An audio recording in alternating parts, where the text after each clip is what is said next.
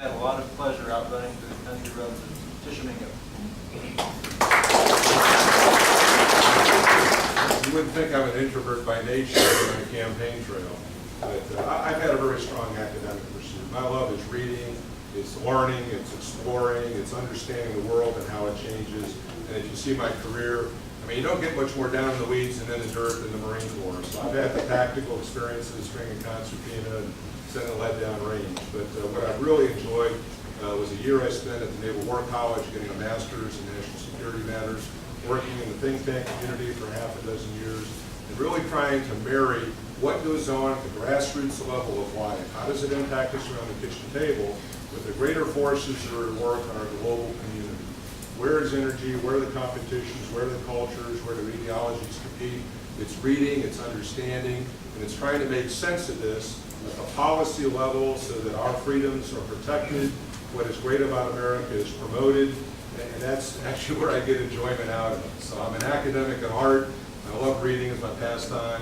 If there's something in the home, it's our Friday night family movie night, and that's what we've had for years, and that's some relaxation time with it. Well, throughout my life, that has changed dramatically. Used to, it was wrestling and anything to get an adrenaline dump, and since then, it's my kids. I enjoy working with my boys, and there's nothing funner than working cattle with my kids and them learning lessons of how to not to get kicked or get kicked like Jim did the other day and got rolled up and hit the barn pretty hard. But he was okay. But my favorite time is spending time with my kids. I've never felt like it's more important than the time that I get to spend with them than I have that I got to lose from them too. You know, if it's from watching Saturday nights or movie night, we try to watch John Wayne movies, and if I get home at 11 o'clock, my boys sit in the couch with me and we watch a John Wayne movie or a Western movie, whatever it is. But without a doubt, my favorite time in this world is when I'm with my boys and we're out there on the farm and we've got the cattle in the pen and I hear them developing and I hear them working and I see their brain going and they're understanding the next move that we're fixing to make. To me, nothing better.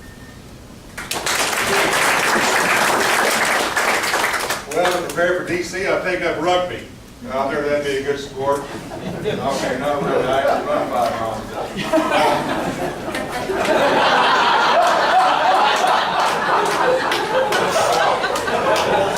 Okay, these are things I'd like to be able to do. You guys are laughing way too much. I grew up hunting and fishing, and I actually don't do near enough of it anymore. And every year it comes around, I think, you know, I'm going to do that, I'm going to do that. And I never get in enough. But, you know, I promise you that I'm still going to do it. Somehow I'm going to find out how to do it. But you know, like these guys, and when you get in busy lives, it's just hard to cut that time out. But it's absolutely necessary. And I relate to movie nights and these other things. I can't relate to 5 miles. But I can relate to these other things. And it's good to have that family time and so forth. And those are things that my wife and I have always tried to. I mean, we're empty nesters now and have been for several years. But those are still, now we're getting into grandparent deals. That's breaking a whole new deal. So just to spend family time right now is probably one of our biggest things. Well, there are a number of questions left on this list, but for everyone's sake, we're going to conclude our questions at this time. But we do have one final question for all of our candidates. But before we ask that particular question, let's show our appreciation to Dustin Rowe, Dakota Wood, Markwayne Mullin, Dwayne Thompson, George Faught, and Wayne Pettigrew for sitting here.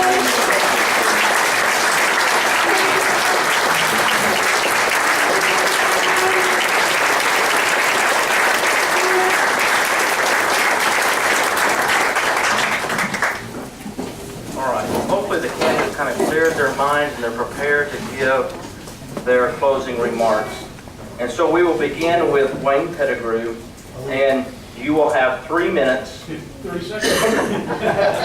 There's a game going on right now. You will have 3 minutes to give us your closing remarks and answer, why should I send you to Congress to represent me? Thank you for having us tonight. Certainly appreciate this. I came and spoke to this group once before, and I did a PowerPoint presentation where I did about 25 slides on what's wrong with our country economically. I proposed a bunch of different things through there. I talked about the Federal Reserve. I talked about our issues with our monetary policy. I talked about our issues with our debt. Obviously, I think we are in a financial crisis, and that crisis is worsening every day. You see what's going on in Europe, you see what's going on in Spain and Greece, those other countries, Italy. Folks, our off-balance sheet items place us at more peril than some of those nations over there that they're experiencing right now. We take in Social Security and the other items that we're not even calculating right now. So I think the next person that goes to Congress needs to have a financial background. Sorry. Nothing against these fine gentlemen that are up here today, but you don't pick that up in 6 months. You don't pick that up in a year or 2 or 3 years like Dakota talked about earlier. I've spent 28 years in the financial world. I've spent 28 years in different aspects of banking, insurance, things of that sort that I deal with every day. Whether it be lending, whether it be borrowing with our insurance company, setting actuarial studies and estimates for the things that are going to accrue in our companies. I deal with things on a small company level and a large company level. One of my companies has over 50 employees, the other one has 5 and 12 contract employees. So I've dealt with everything along those lines. I've also dealt with the legislature. I've dealt with state and federal budgeting, with the federal funds that come back. I've already experienced that. I already know what to do with that. I've authored comprehensive reform legislation in many different areas.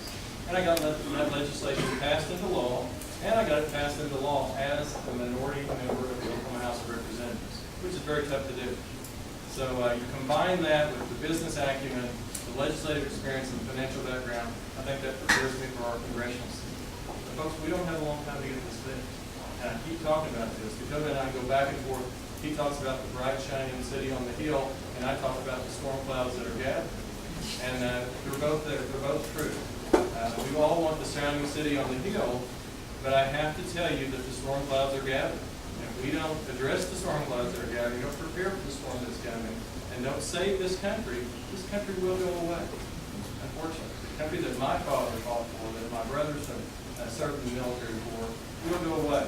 We can't wish it into staying into being. We've got to take action. If you look at all the different things that I've proposed, every piece that we've mailed you, every piece that we've handed you, talks about a little bit of bio, a little bit of issues, and a whole lot of action. Because I'm all about action. And I'm a realist. We are going to have to make tough choices. If anybody sits up here and tells you that this is going to be easy, they're lying to you. This is going to be tough. This may very well be a suicide mission. A person may serve 1 term, may serve 2 terms before we're not able to be elected again by making the tough choices. And I ask that you make a tough choice and vote for the young people. Thank you.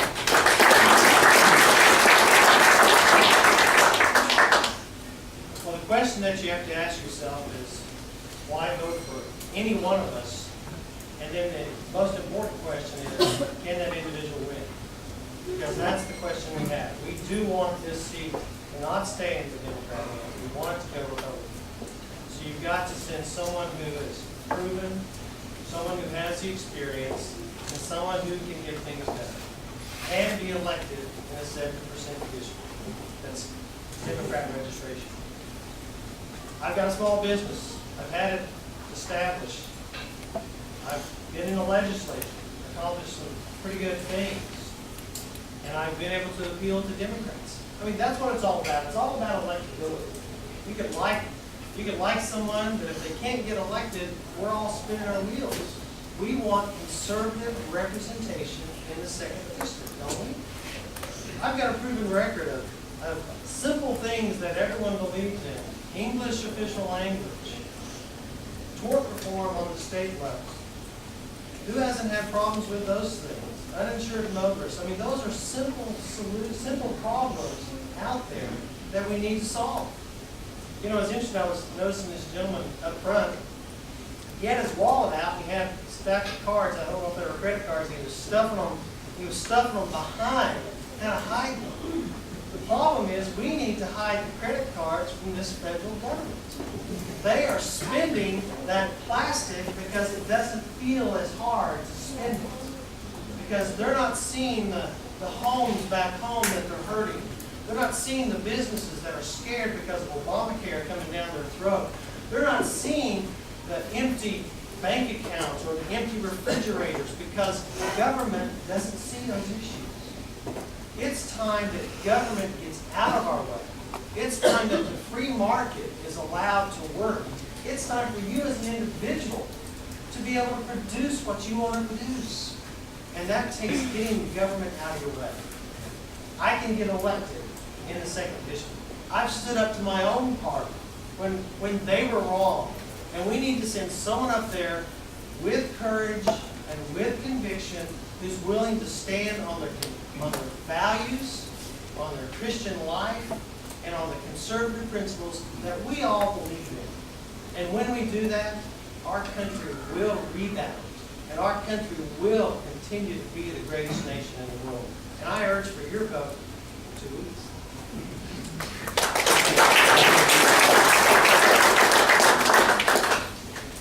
John Adams said, and maybe you heard me quote this before, I love this quote. He said, the greatest glory of the revolution was it bound together in one indissoluble bond, the principles of Christianity and the principles of civil government. Those are the 2 things we've gotten away from. This election, as I said at the beginning, it's about the plan.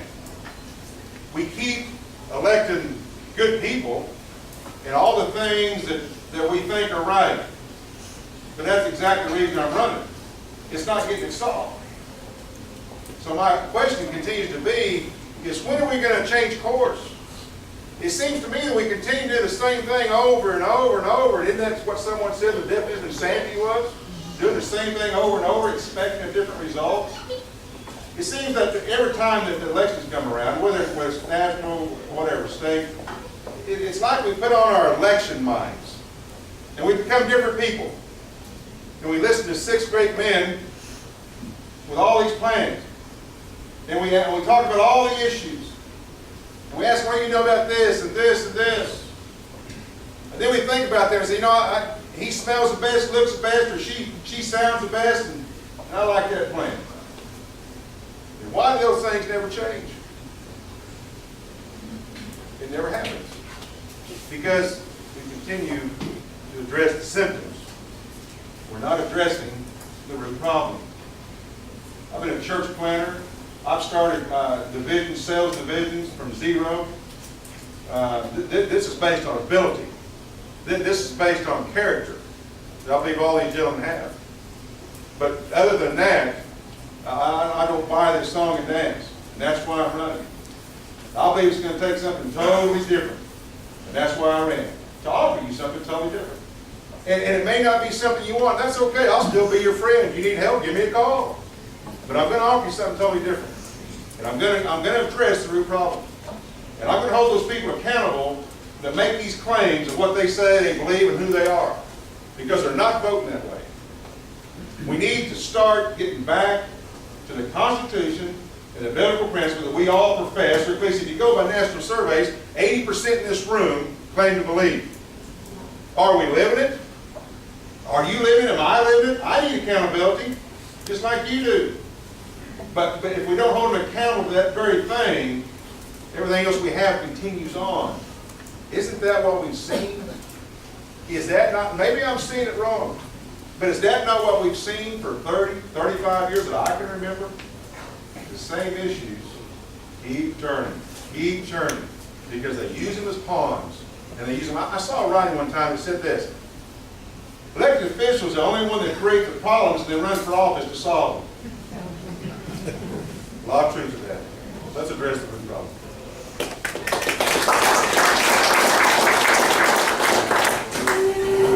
Well, first of all, I want to thank everybody for just having the opportunity to stand in front of you.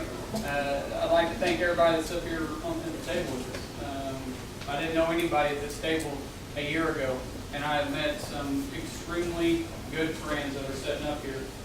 Some have just absolutely surprised me, and I just want to say thank you to all them, and thank you to my wife and my 2 boys, which, excuse them right here, but that's Jim and Andrew over here. And you know, it's humbling for me to even be up here, but it's because I'm so blown away by the compassion and the energy that you have. See, I was stuck in my world, and I thought it was just me. And then when I get out and I start traveling, and I see so many people like myself that's fed up, that you're willing to do everything too. That you're willing to take time on an evening to come up here and listen to us. And I owe you a big thank you, and the only way I can actually prove that is by actually doing something. You know, we got a saying in our company that the proof's in the pudding.